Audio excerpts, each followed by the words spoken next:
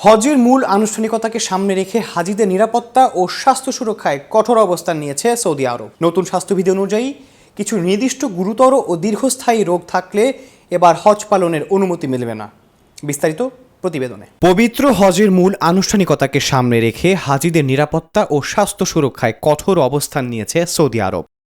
নতুন স্বাস্থ্যবিধি ও বিধিনিষেধ অনুযায়ী নির্দিষ্ট কিছু গুরুতর ও দীর্ঘস্থায়ী রোগ থাকলে এবার হজ পালনের অনুমতি দেওয়া হবে না। সৌদি স্বাস্থ্য মন্ত্রণালয় এবং জনস্বাস্থ্য কর্তৃপক্ষের নতুন নির্দেশনায় বলা হয়েছে, হজের মতো শারীরিকভাবে অন্তত কষ্টসাধ্য ইবাদত নিরাপদভাবে সম্পন্ন করতেই এই সিদ্ধান্ত নেওয়া হয়েছে।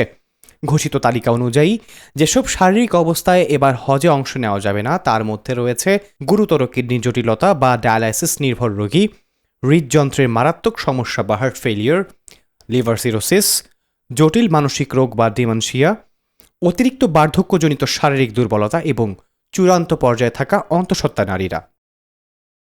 সৌদি কর্তৃপক্ষ বলেছে, হজের সময় লাখো মানুষের ভিড় ও শারীরিক চাপ বিবেচনায় নিয়েই এই স্বাস্থ্যগত সতর্কতা জারি করা হয়েছে, যাতে কোনো ধরনের বড় স্বাস্থ্য ঝুঁকি বা জরুরি পরিস্থিতি এড়ানো যায়।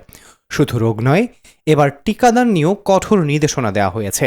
সকল হাজির জন্য মেনিনজাইটি টিকা বাধ্যতামূলক করা হয়েছে, যা হজের অন্তত 10 দিন আগে গ্রহণ করতে হবে। এছাড়াও উচ্চ ঝুঁকিতে থাকা ব্যক্তি, বিশেষ করে বয়স্ক, গর্ভবতী নারী এবং দীর্ঘস্থায়ী রোগে আক্রান্তদের জন্য কোভিড-19 এবং মৌসুমি ইনফ্লুয়েঞ্জার আপডেট ডোজ নেয়ারও জোর সুপারিশ করা হয়েছে। সব মিলিয়ে হজ ব্যবস্থাপনায় এবার স্বাস্থ্য নিরাপত্তাকে সর্বোচ্চ অগ্রাধিকার দিচ্ছে সৌদি আরব। তবে প্রশ্ন উঠেছে, এই কঠোর স্বাস্থ্যবিধি কি হাজিদের নিরাপত্তা আরও নিশ্চিত করবে, নাকি অনেকের জন্য হজ পালনের সুযোগকেও সীমিত করে দেবে?